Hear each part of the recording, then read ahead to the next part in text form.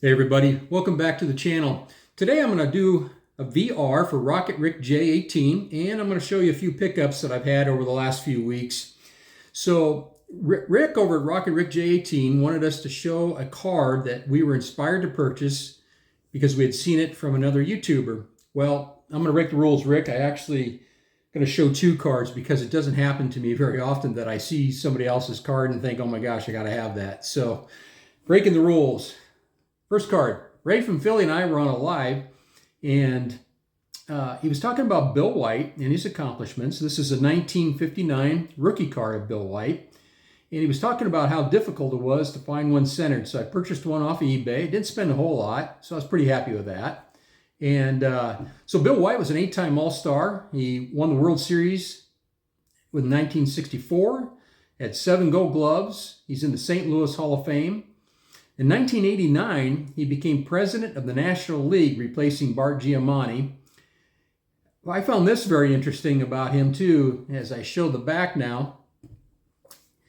He became the first African-American to broadcast an NHL game, and doing so with the Philadelphia Flyers. He also had the pleasure of calling some Yankee games, and he covered the Winter Olympic Games in 1980 and 1984. So, Ray, this is your fault. All right. So the next card I was inspired to pick up was this Eddie Watt stand-up card. And this is your fault, John Mangini. John was showing some stand-up cards. I don't remember if it was an Eddie Watt card or not, but he'd shown some of these, and I thought, you know, I really like that. I had done an interview with Eddie Watt, and for those that didn't catch it, it's episodes 31, 32, 33, and 34. Mr. Watt was gracious enough to give me 90 minutes of his time, and since then I've been trying to pick up a few of his cards. And so, 2-time World Series champ Eddie Watt. So again, John, this is your fault. Okay, so for a few pickups that I have here, 1969 Topps Ken Boer. I'm trying to do a run of Ken Boer, a guy that I think ought to be on the Hall of Fame. He won the MVP in 1964. He's a 7-time All-Star, although he did have 11 All-Star selections. Back then, they used to play 2 All-Star games per year. I'm not sure of the time period, but 5-time Gold Glover at third base, 15 seasons, most notably with the St. Louis Cardinals. And in fact, in 1984, they retired as number 14. And so after he retired in 1969, only Eddie Matthews and Boer had hit more than 250 home runs. And only Pie Traynor was the only player that had been elected as a third baseman into the Hall of Fame. Now, he died in 1982 at the young age of 51 from cancer. Here's the back of that card. Again, a 1969 Topps card. So the next card I'd like to show you is this 1958 Topps Bob Cerv. Bob Cerv played college basketball and baseball at the University of Nebraska. He was born and raised in Weston, Nebraska. And in 1960, he defeated Frank Robinson in the TV series Home Run Derby. Now, he was portrayed by actor Chris Boer in the movie 61, and he was an All-Star and World Series champion. World Series champion in 1956, and his All-Star selection was in 1958. Here's the back of that card. And he was a Navy hero participating in the Pacific Theater during World War II. And because of his heroism, he became a lifelong friend of President Truman. I also picked up his 1953 card as well. I don't believe this one will probably grade very high, maybe a 2 or so. And then another card I have here is this 1952 Robin Roberts Blackback, and it's graded a 4. Now, he and Warren Spahn are probably the best 2 pitchers of the 1950s. I suppose some Yankee fans are going to argue Whitey Ford ought to be in that list, and he is in that list. I just think Warren Spahn and Robin Roberts were probably the best 2.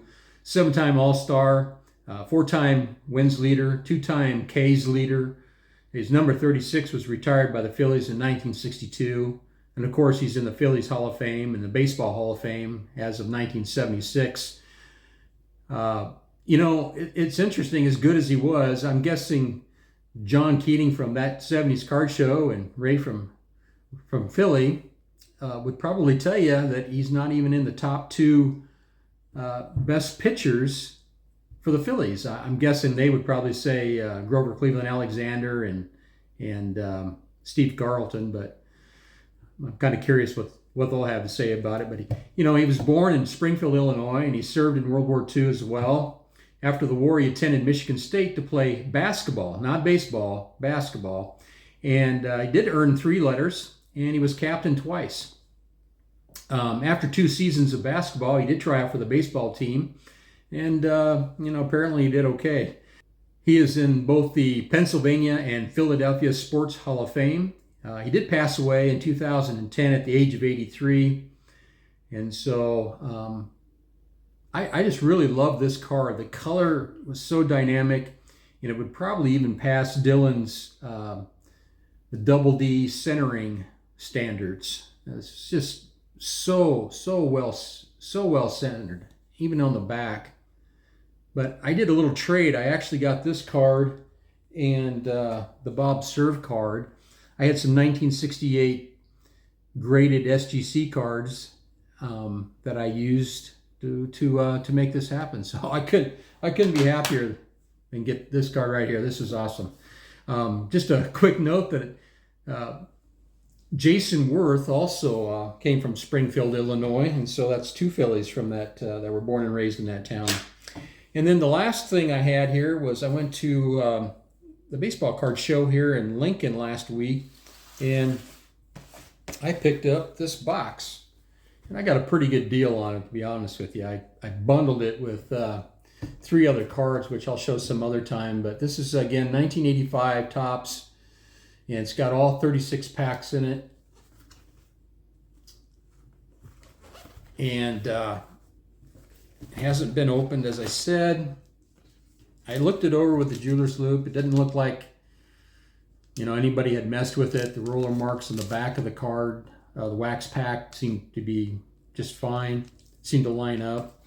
So made that purchase, and again, I got it for a really, really good deal. So I'm going to add that to my collection of unopened wax boxes. Now, I did have another pickup, and that's this t-shirt from Scott over at Reindeer Studios. I don't know if you can see it very well, but these are all the Topps designs through the years, and I thought that was really neat. So as I said, I purchased this one and one other one, and Scott has a Etsy store, and I'll put the link down below so that you can find it. But very good quality, and if you were hoping I was going to do a little, modeling, no, that's not going to happen.